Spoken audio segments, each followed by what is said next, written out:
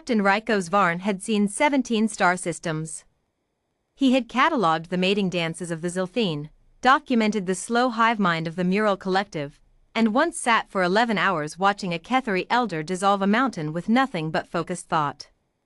He had never, in his 43 years of field observation, been genuinely surprised. That record was about to end. The Galactic Observer Corps had assigned him a simple task: document the humans of the third planet in the Sol system. Young civilization. Pre-conclave. Barely 3 centuries out of their industrial revolution. The mission brief had been 5 pages long, and 4 of those pages were safety disclaimers, not for the humans' sake, but for his. They are emotionally volatile, the brief read. Do not engage. Do not reveal yourself. Simply watch. Rykos had laughed at that. He had a laugh like gravel rolling down a metal pipe, deep, rattling, dismissive. A species that still used combustion engines? He would be home in 6 weeks. He settled his cloaked observation vessel, a sleek, silent disk no larger than a human ground vehicle, into high orbit above the blue-green world and activated his deep scan array. Below him, oceans churned. Storms spiraled like slow dancers. Cities lit the dark side of the planet like scattered embers. He opened his mission log. Day 1. Subject species, human. Homo sapiens. Population, approximately 9.8 billion. Technological index, 3.2 on the veteran scale. Observation commences. He poured himself a cup of synthermal brew and settled back in his observation chair. Below him, the humans went about their day. Part 2, The Anomaly. It was on day 19 that the Varathi showed up. Rykos felt the gravitational ripple before his sensors screamed it, 17 warships of the Varathi Dominion dropping out of fold space at the edge of the system. His stomach dropped with them. He knew the Varathi. Everyone in the conclave knew the Varathi. They had consumed 4 civilizations in the last century alone, methodical as a tide, leaving nothing but silence and resource-stripped rocks behind. They had apparently decided that humanity's solar system was next. Rykos scrambled for his emergency uplink, composing a distress report to the Corps. His fingers flew over the console. Varathi incursion. Sol system. Human population unaware. Requesting immediate. His transmission was jammed. Varathi blocking frequencies. Standard procedure for them: silence the observers, silence the witnesses, then silence the civilization. He was alone. Cloaked. Helpless. And the humans had no idea what was coming. He watched through his sensors as the Varathi fleet began its approach formation, a slow, patient crescent that the Dominion called the Morning Arc. A funeral procession for the species it was about to erase. They would take 3 days to reach Earth. 3 days of buildup. Then, one devastating orbital bombardment, and humanity's story would end without so much as a final chapter. Rykos pulled up everything the Corps had on human military capability. He read it twice. Then he put his head in his 3-fingered hands. Primitive ballistic weapons. Short-range atmospheric fighters. Early-stage orbital platforms. A handful of asteroid mining vessels repurposed for defense. He felt something he had not felt in decades. Pity. I'm sorry, he thought, watching the blue planet turn slowly below him. You never even had a chance. Part 3, Admiral Darian Voss.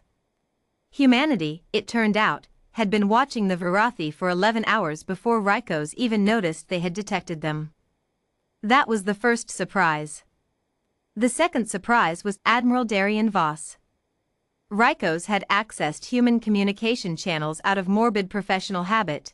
The Corps required documentation of a civilization's final hours, and he intended to file a complete report even if it killed him to write it. What he expected was panic. Screaming politicians. Crowds in the streets. The chaotic static of a species realizing it was about to die. What he heard was a voice. Calm. Almost bored. Like someone reading a grocery list. All fleet elements, this is Admiral Voss aboard the UES Relentless. Confirm formation Kestrel 7. I want the perimeter line holding at 2.3 AU. Navigation, get me a firing solution on the lead vessel. Communications, patch me through to those ships. Rykos blinked. He adjusted his translator. They're trying to talk to the Varathi. He almost laughed again.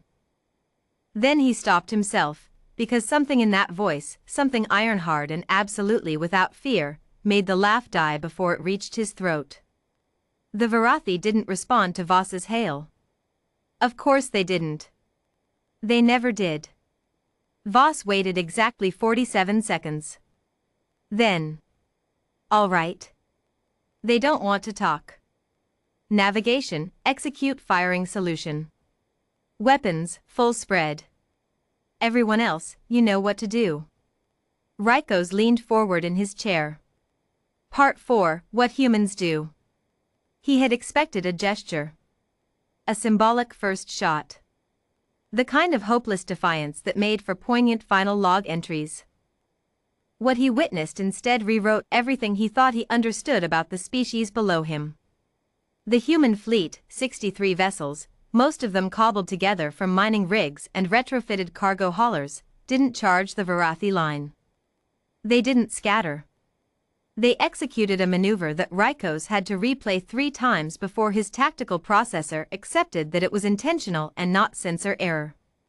They split into 5 independent groups and dove into the Varathi formation. Not around it. Into it. The Varathi morning arc was designed for long-range orbital bombardment. It was not designed for close-range chaos. The humans had apparently figured this out, how, Rykos couldn't imagine, and they threw themselves into the gaps between enemy ships like water finding cracks in stone. Their weapons were primitive, yes. But at 50 meters distance, primitive was enough.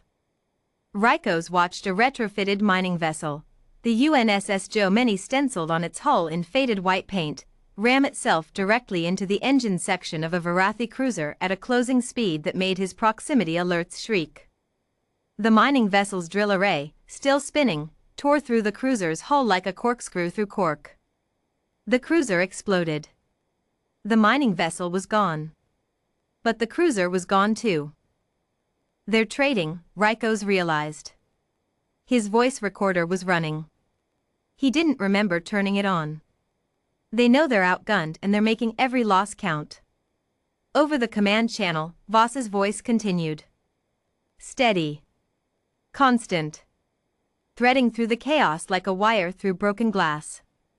Day high, hold your flank, don't let them reform. We'll pull back and come in from their port side. New York, on my mark. Mark. 3 ships erupted from behind an asteroid and hit the Varathi's second cruiser simultaneously. Coordinated. Precise. Merciless. Rykos had observed 17 civilizations. He had seen apex predators.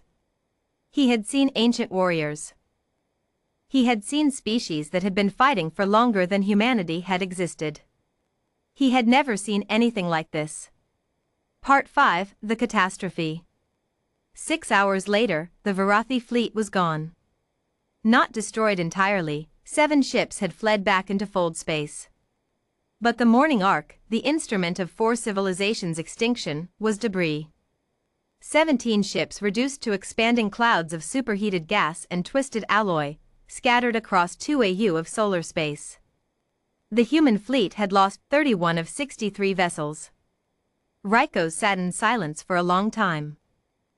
Then he opened a new entry in his mission log, deleted everything he had written across 19 days, and started again. Day 19. Revised assessment. Subject species, human. I was wrong about everything. He pulled up Admiral Voss's final transmission, sent after the last Varathi ship fled, before the battle reports had even finished coming in. Sent not to her fleet, not to her government, but on the open emergency frequency, the one that anyone listening would hear. To whoever sent those ships, Voss said, and her voice was no longer calm, it was something else, something carved from granite and lit from inside, hear this. We know what you are. We know what you do. We've been watching you consume our neighbors for 30 years and we've been getting ready. Come back with more ships. Bring everything you have.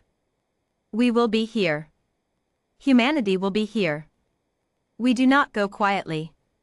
Rykos closed his log. He stared at the blue planet for a very long time. Then he began composing a different kind of report, not a routine observation file, but an emergency brief to every member of the conclave. Its subject line was simple. Humanity, reclassify immediately. Threat level, do not engage. And beneath it, one final note in his own hand. I was sent to observe a young civilization. I was not warned that young, for humans, is relative. They are not children finding their feet. They are something older than their years, something tested in ways we have not witnessed since the founding wars. I did not observe a primitive species today. I witnessed what happens when you mistake patience for weakness, and a quiet planet for an easy target. Captain Rykos Varn, Observer Corps, signing off. I need a drink.